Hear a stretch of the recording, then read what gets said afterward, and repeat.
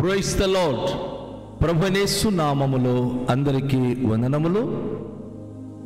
యేసయ్య మాటను ఈ కార్యక్రమాన్ని వీక్షించడానికి ప్రేమతో నేను మిమ్మల్ని ఆహ్వానిస్తున్నాను.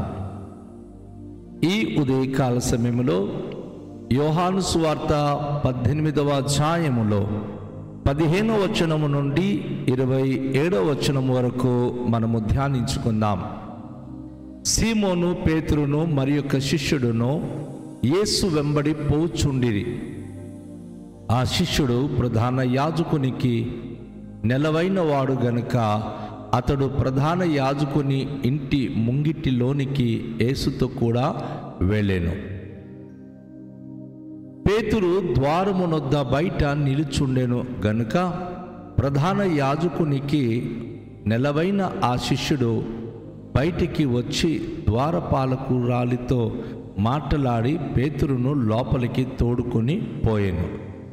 ద్వారము నొద్ద కావలి ఉన్న ఒక చిన్నది పేతురుతో, నీవును ఈ మనుషుని శిష్యులలో ఒకడవు కావా అని చెప్పగా అతడు కాననెను.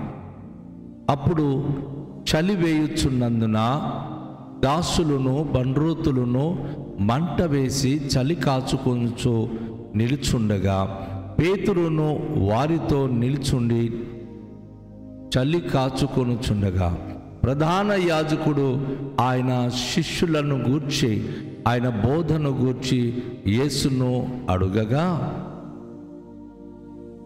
యేసు, నేను బాహాటముగా లోకము ఎదుట మాట్లాడి తిని యూదులందరూ కూడి వచ్చు సమాజ మందిరములోనూ దేవాలయములోనూ ఎల్లప్పుడూ బోధించి తిని రహస్యముగా నేనేమీ మాట్లాడలేదు.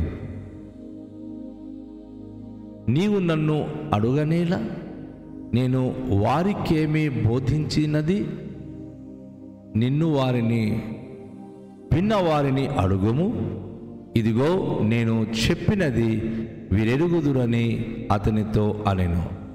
ఆయన ఈ మాటలు చెప్పినప్పుడు దగ్గర నిలిచున్న బండ్రోతులలో ఒకడు ప్రధాన యాజకుని ఇలాగూ ఉత్తరమిచ్చుచున్నావా అని చెప్పి యేసును అరచేతులతో కొట్టెను.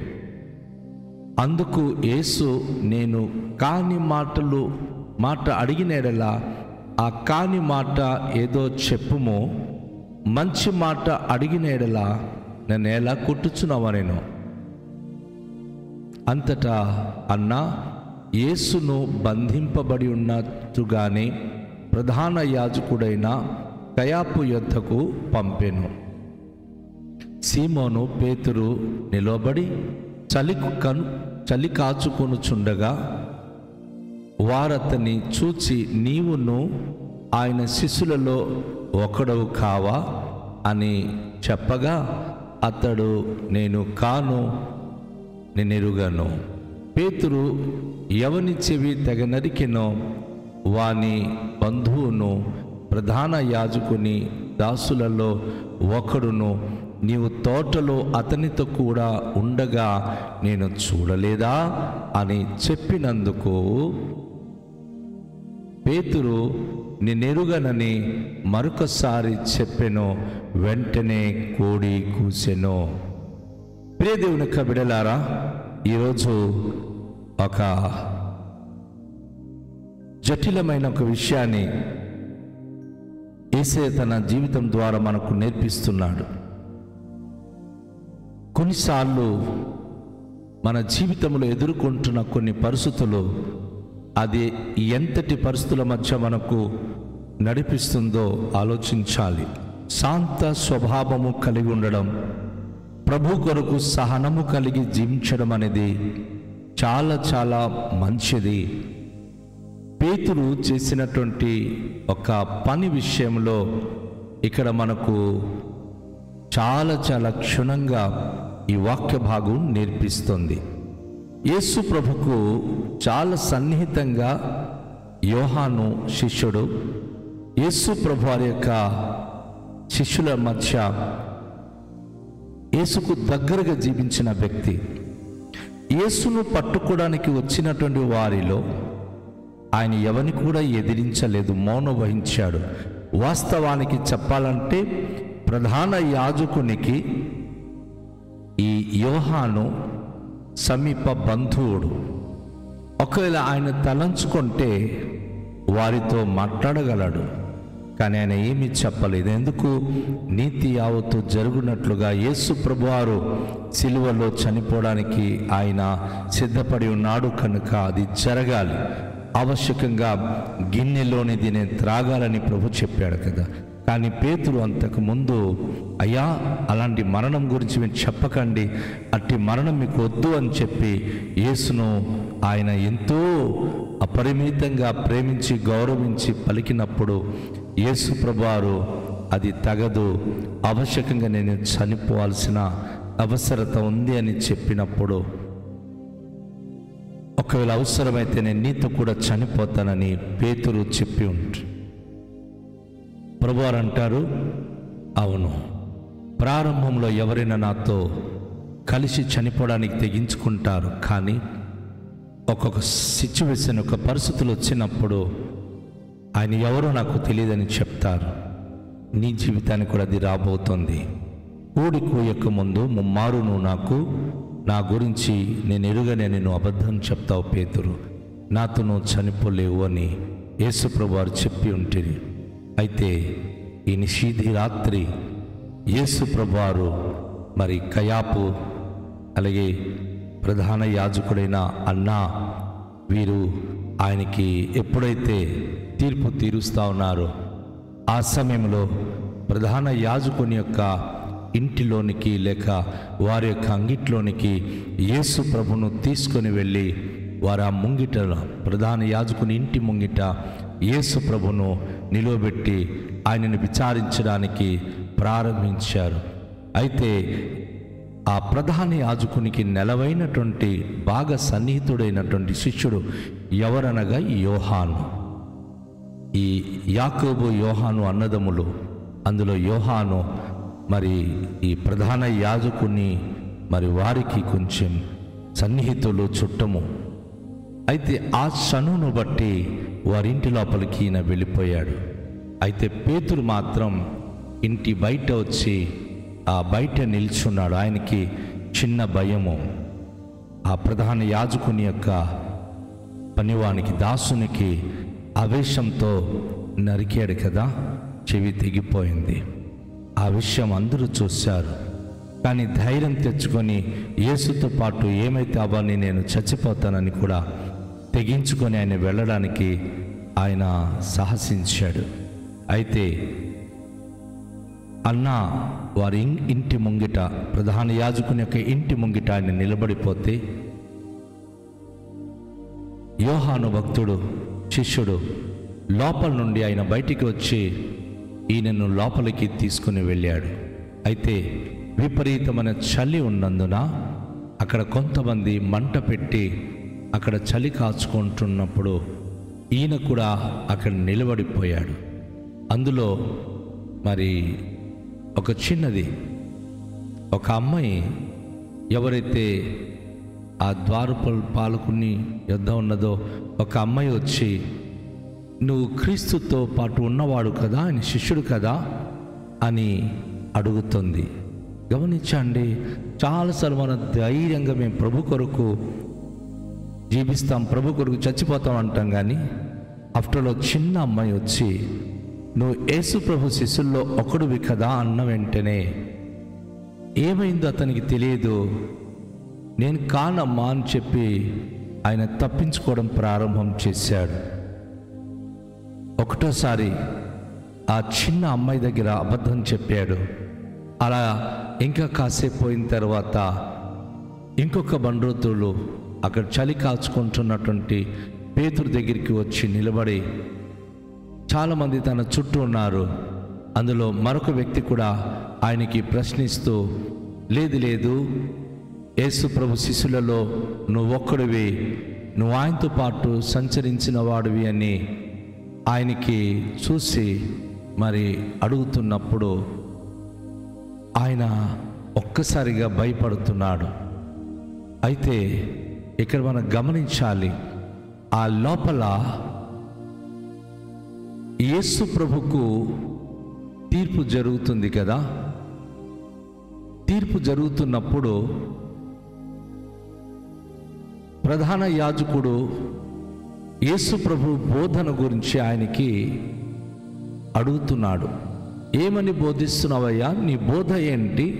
ప్రజల మధ్య గలిబిలి చేసే బోధ ఎందుకు నువ్వు బోధిస్తున్నావు?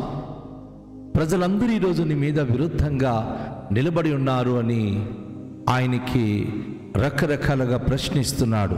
ఎస్, నా ప్రియ సోదరి, ప్రియ సహోదరుడా, వాస్తవమును మాట్లాడినా సరే వాస్తవానికి ఈరోజు ఈ లోకం అవాస్తవముగా మార్చి అది తప్పు అని చెప్పి అందరి చేత ఒప్పించే లోకంలో మనం ఉన్నాం. యేసు ప్రభువారు వెంటనే అంటున్నారు, నేను బాహాటంగా లోకము ఎదుట మాట్లాడి తిని యూదులందరూ కూడి వచ్చి సమాజ మందిరంలోనూ దేవాలయంలోనూ ఎల్లప్పుడూ నేను వారికి బోధించిన మాటలు వారు విన్నారు. రహస్యంగా నేనేమీ కూడా బోధించలేదే, మాట్లాడలేదే అని యేసు ప్రభువారు ప్రధాన యాజకునికి ఇలా జవాబిస్తున్నాడో లేదో ఆ ప్రక్కన కూర్చున్న బండ్రోతుకు ఏమనిపించిందో.